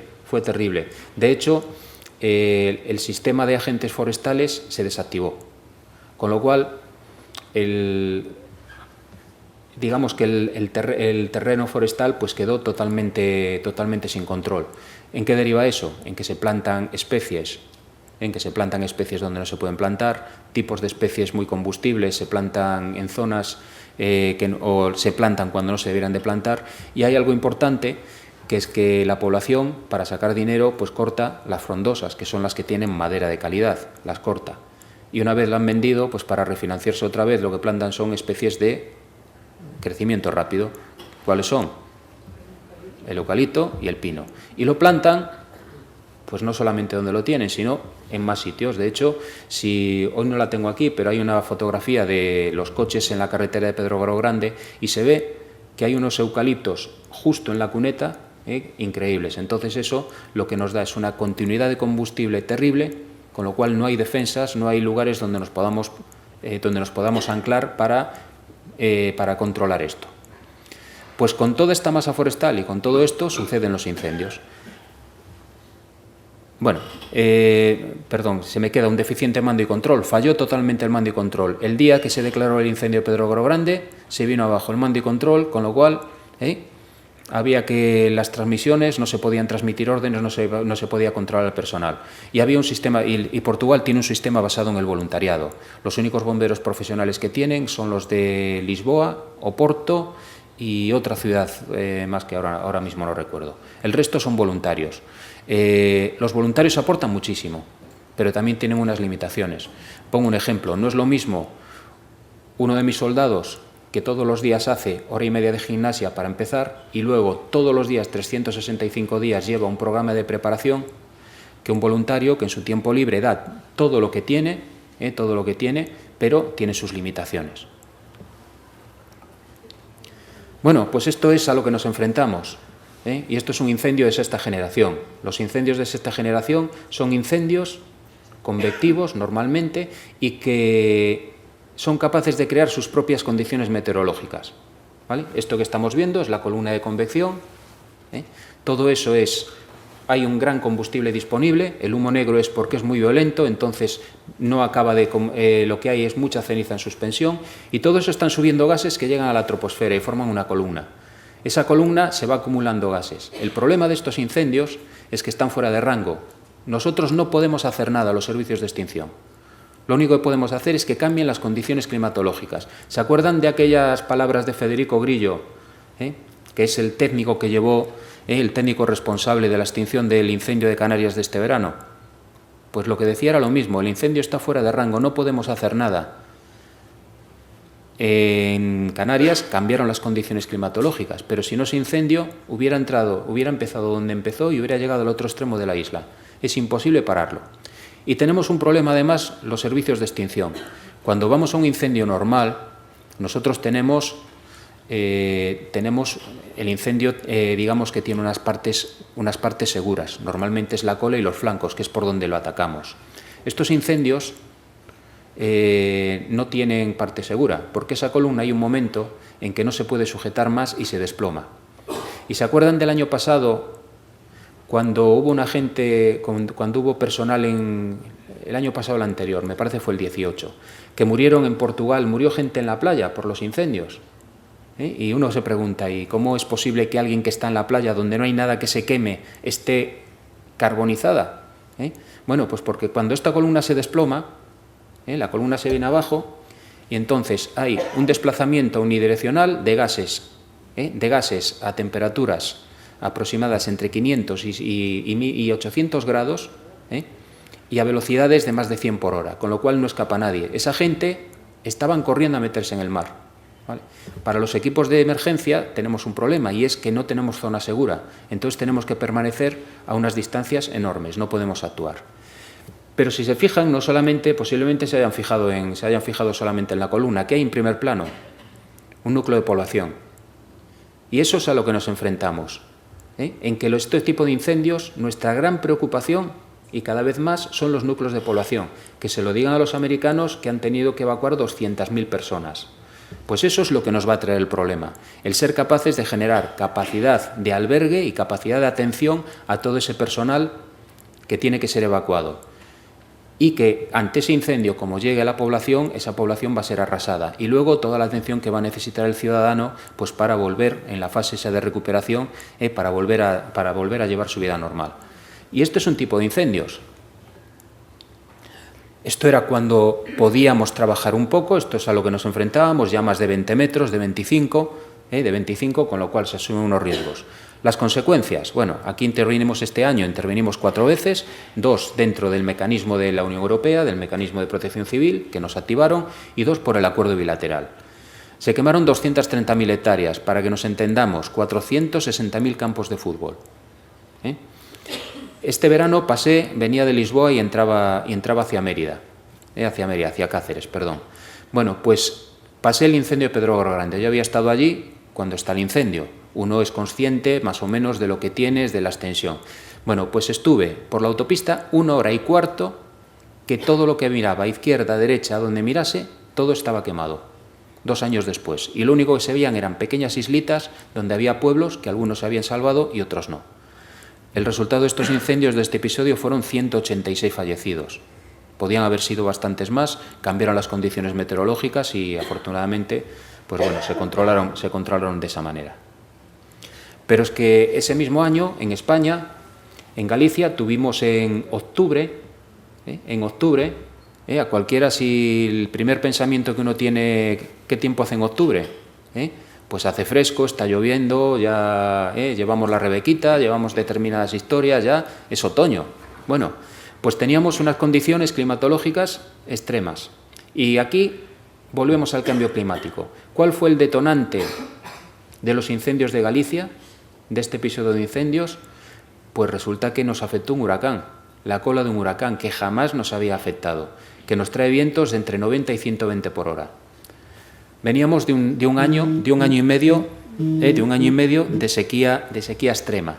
De sequía extrema. Volvíamos a estar en unas condiciones parecidas y en octubre, por la noche, este día 13, cuando nos proyectamos para allá, teníamos 18 grados durante la noche. 18 grados, hay muchas noches de verano que no los tenemos. Y los incendios fueron diferentes, porque en Galicia no tuvimos esos incendios de sexta generación. Tuvimos un episodio de incendios derivado de la situación del terreno forestal que tenemos hoy en día.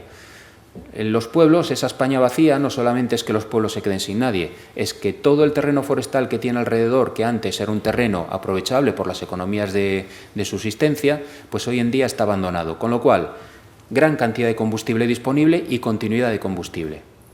Y ese combustible que antes lo teníamos, lo retirábamos en forma o bien porque lo cortábamos, cultivábamos, teníamos huertos, pues nos encontramos con pueblos donde preferentemente está viviendo gente mayor de edad que no tiene capacidad para responder ante determinadas situaciones de emergencia, y ese combustible llega justo a los alrededores del pueblo.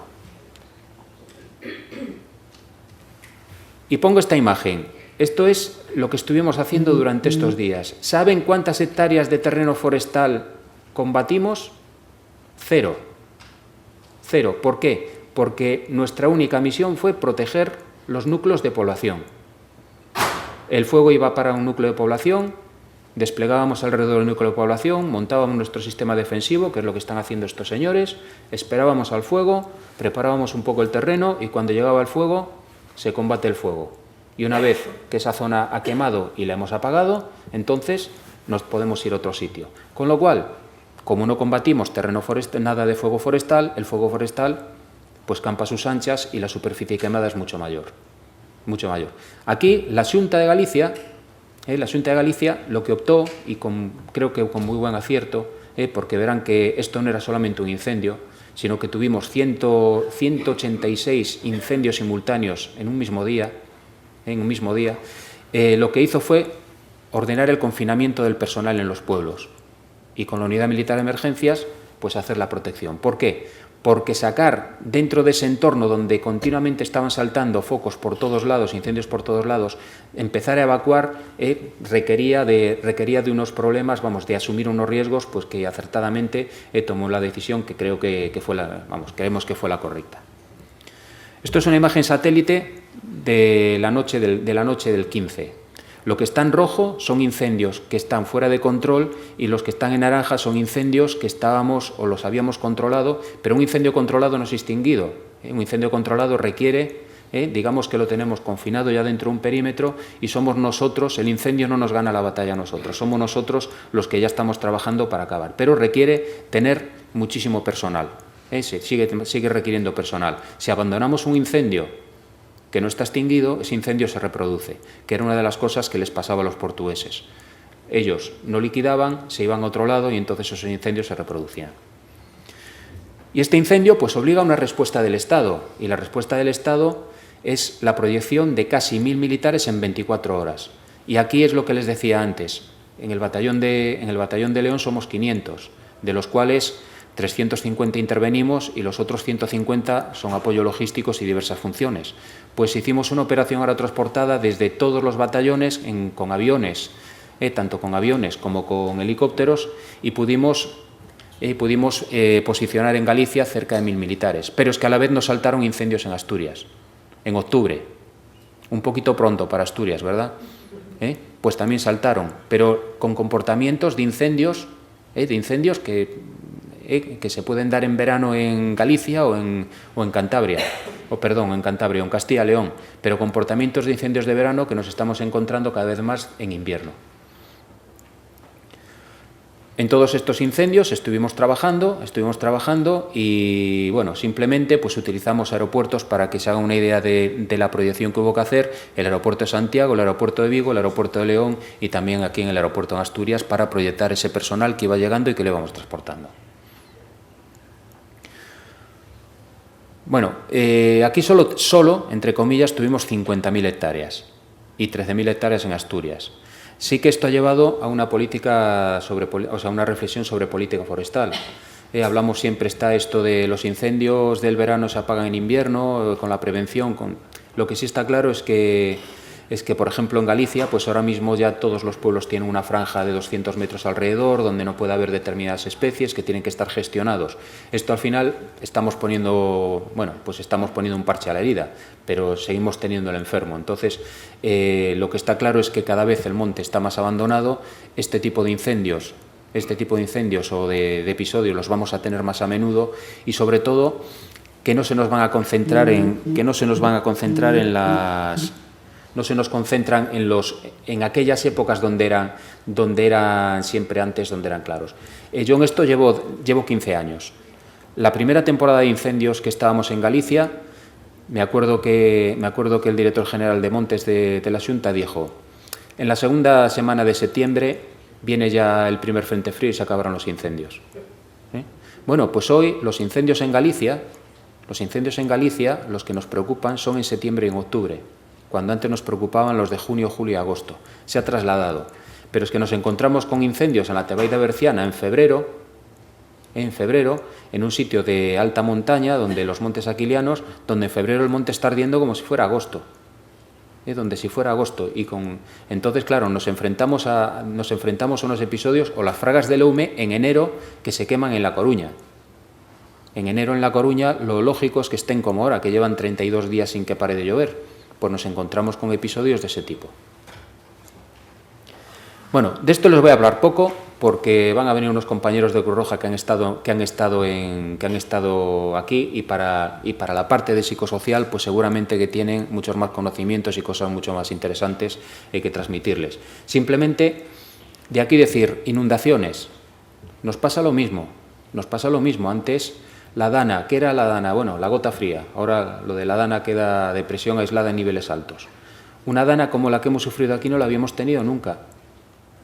Sí, quizás en intensidad, pero no en duración.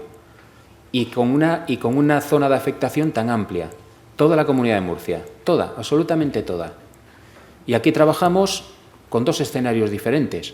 Un escenario, el de interior, el de la zona de Murcia, y aquí tenemos a un compañero de la Comunidad de Murcia que seguramente les puede contar, pero donde el tipo de inundación que hay es una inundación fluvial por desborde de los cauces, y que lo único que hay es una inundación de lámina de agua, ¿vale? Pero es que nos vamos a la zona de los Alcázares, la zona del Mar Menor, y ahí tenemos un problema que cada vez estamos registrando más, y es que los cauces de los ríos cada vez están más antropizados. Hemos ido construyendo donde no se debiera de construir, con lo cual, ¿qué es lo que estamos sufriendo? Pues que en este lugar, que las inundaciones fueron inundaciones torrenciales, todo lo que estaba dentro del cauce, donde se había construido en el cauce o en las llanuras de inundación, pues se ven afectadas. Y tenemos un segundo componente, que es el componente medioambiental, que lo estamos viendo con la manga del Mar Menor. El campo de Cartagena, al parecer, el riego que hay del campo de Cartagena se saca de acuíferos, los acuíferos tienen gran cantidad de nitratos, y también los abonos que en esa zona pues que se le está aplicando en una zona de invernaderos de cultivos, pues todo eso por escorrentía al final acaba en la zona del Mar Menor. Y la zona del Mar Menor lo que recibe es un exceso de nutrientes. Y entonces, eso unido con quizás la sobreexplotación de toda esa zona en cuanto a turismo y todo, pues ¿qué tenemos? Ahora mismo pues tenemos la manga del Mar Menor, el Mar Menor está muerto. Esto es un caso claro de... No voy a explicar todo este sistema de muñegotes, pero para que vean lo que está puesto en color, lo que quiere decir es que aquí nos vinieron a apoyar los tres ejércitos, unidades, nuestra capacidad necesitábamos otro tipo de refuerzos, de capacidades que tenían los ejércitos, se activaron y estuvieron trabajando con nosotros. Y para terminar, pues voy a hablar de otro riesgo, y son las nevadas. Nevadas, la gran paradoja de España.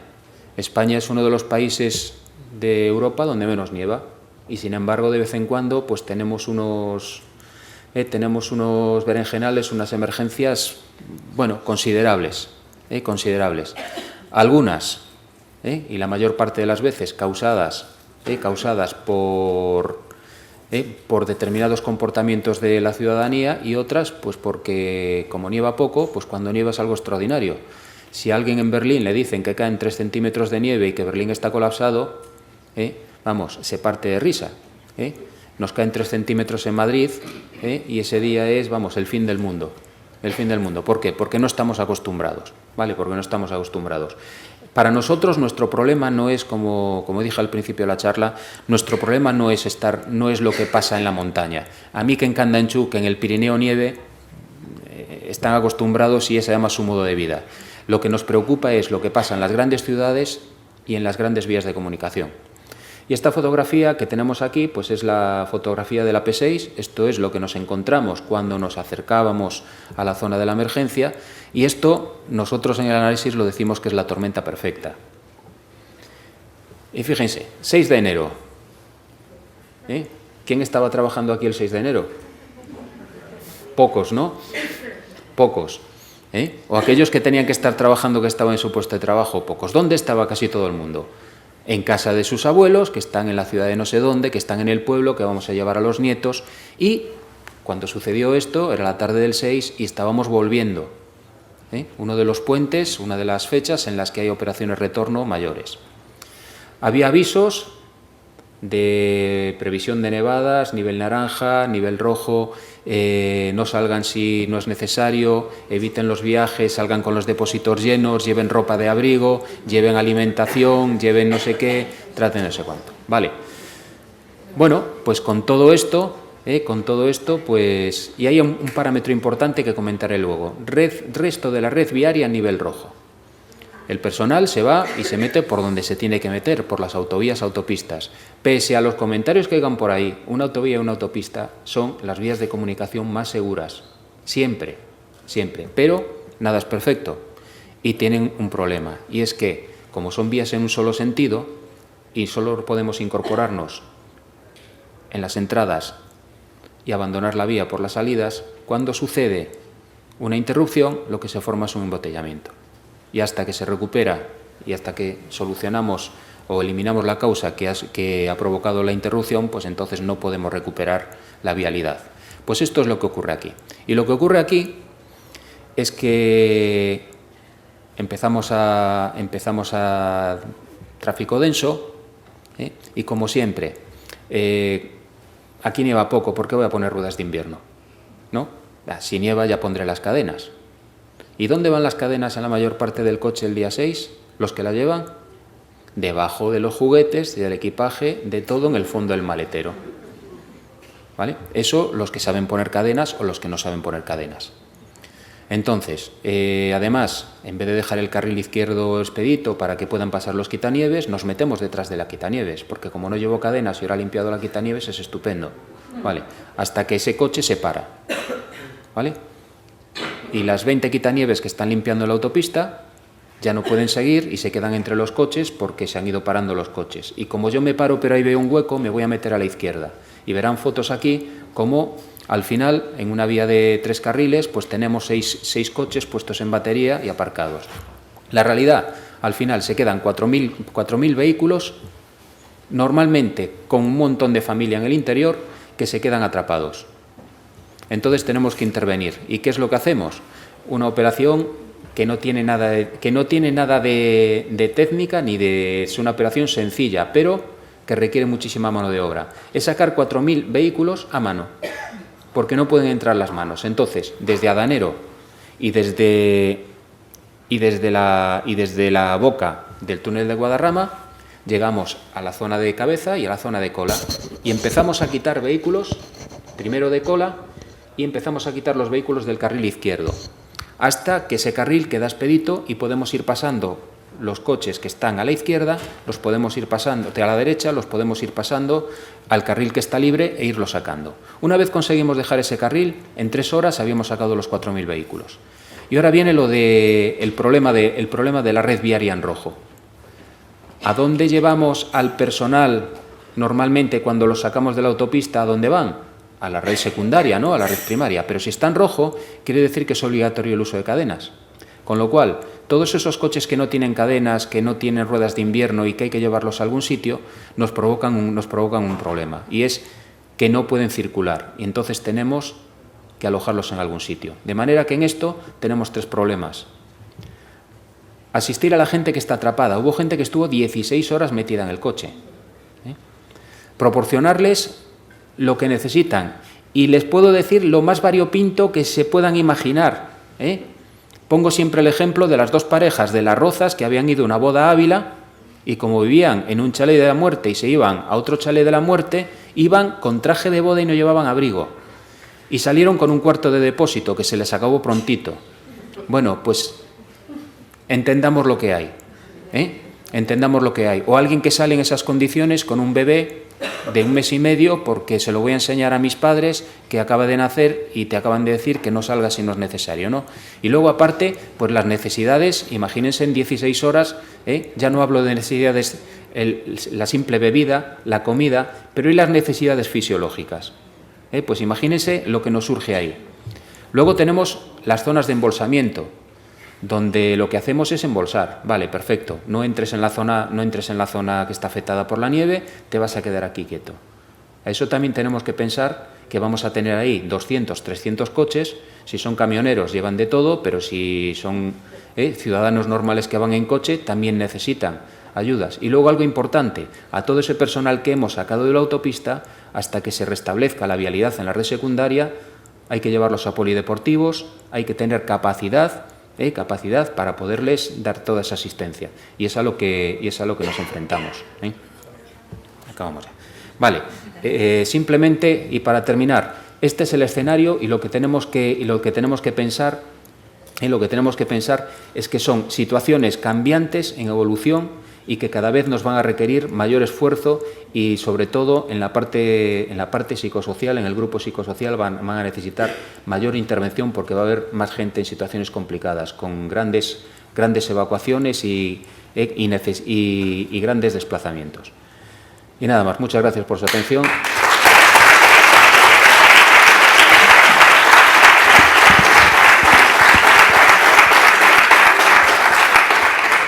Bueno, igual podemos robar unos minutillos al tiempo de comida por si alguien tiene alguna pregunta, aprovechando que el comandante ha venido hasta aquí hoy. Estoy seguro que todos estamos pensando en los Reyes ahora mismo. ¿Sí? Si os pediría, por favor, que las preguntas sean breves para que... Voy a ir a toda leche. Quiero compartir mi experiencia con la UME desde la perspectiva del trabajador social. Yo tuve el privilegio de, en el 2015, en Daimiel, ser de los primeros trabajadores sociales que la UME, con el Consejo General del Trabajo Social, pidió participar. Llegas allí, te encuentras un militar con un fusil, que nos situemos, el trabajador social. Para entrar te identificas, tienes que saberse en todo momento quién eres, a qué organización perteneces, tu vehículo también se va a fichar, se va a afiliar, vas a ir a un espacio a dejar tu coche, y de momento lo que yo me encontré es una aeronave que no había visto en mi vida, con las hélices orientables aterrizando al lado mío, levantando todo el polvo del mundo mundial. Personal de distintos ejércitos, de distintos países, con vehículos y maquinarias que no sabía ni que existían. Y aunque hubo un primer momento de tensión con los que hasta entonces eran movilizados para la atención psicosocial, que eran los psicólogos, eso espero que vaya evolucionando, pero era la primera vez que llegábamos los trabajadores sociales. Para mí fue, y eso que hice el servicio militar cuando tenía 18 años, hace ya muchos meses, pero fue una experiencia interesantísima, intensísima. Tengo grandes amigos desde entonces. Es alucinante lo que tienen que hacer ustedes junto con otros en ese momento de rescatar, de sacar a gente, pero efectivamente la labor de apoyo psicosocial a cantidades inmensas de ciudadanos es en lo que nosotros tenemos que colaborar, en lo que tenemos que trabajar. Y la UME se sorprendió muy gratamente de lo que los trabajadores sociales podíamos hacer, porque además de dar apoyo emocional, etcétera, se nos pedía, como el ejercicio era que Daimiel, por una explosión de una planta química desaparecía del mapa, la ciudad de Daimiel, se nos pedía alojamiento para miles y miles de personas. La capacidad que tienen los trabajadores sociales de gestionar alojamiento y recursos, que estamos muy acostumbrados, pero en la versión XXL, pues sorprendió a los mandos de la UME, y tirábamos de residencias, centros de acogida, camping, hostales y demás para movilizar una cantidad de recursos de apoyo a la población que es nuestra especialidad. Solo termino diciendo que hoy, y por eso digo que soy un privilegiado, yo quise vivir el ejercicio de principio a fin, dormir en las literas con los militares, con los ronquidos, con las pesadillas, con las mochilas por en medio. Existía la versión, que ahora no hay otra, de ir una mañana, de ir un rato, de dormir en un hotel y ir por allí.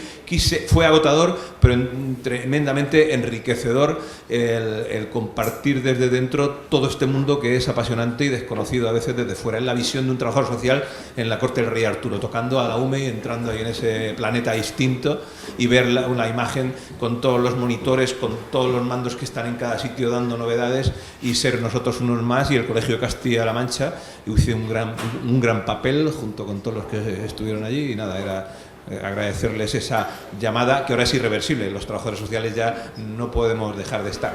Gracias. Gracias. ¿Alguna pregunta más?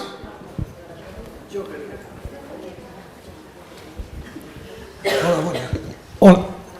Quería preguntar, yo como trabajador, como voluntario de protección civil, soy me gustaría saber si aquí, dentro de Asturias, por ejemplo, ante una emergencia de nivel 2, si hay previsto hacer algunas prácticas, alguna actuación entre la UME y el resto de los miembros de Protección Civil,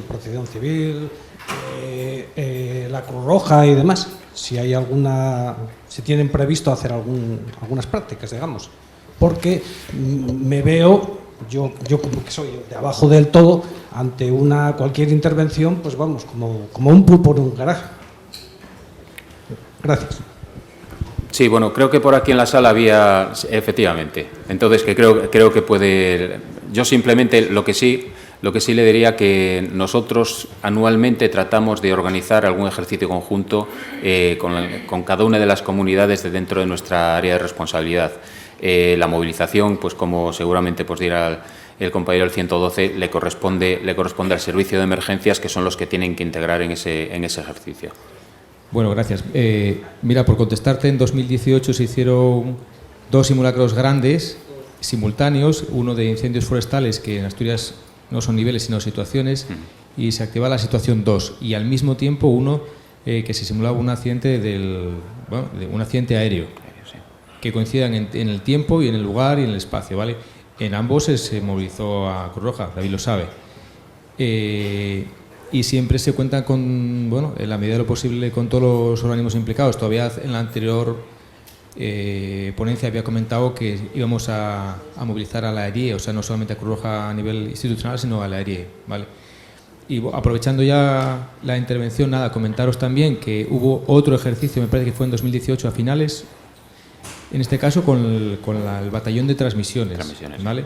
Un ejercicio tremendamente interesante porque también suponía la situación 2 a nivel institucional, y en el que había una rotura de una presa, incendios, problemas en empresas grandes, y una situación que nunca se había simulado es que era el 112 que perdía su capacidad de transmisión y de operación. Entonces venía la UME y digamos que se hacía cargo de las transmisiones propias de la comunidad autónoma. O sea que sí que se hacen, y contamos siempre con todos los actores. Vale, gracias.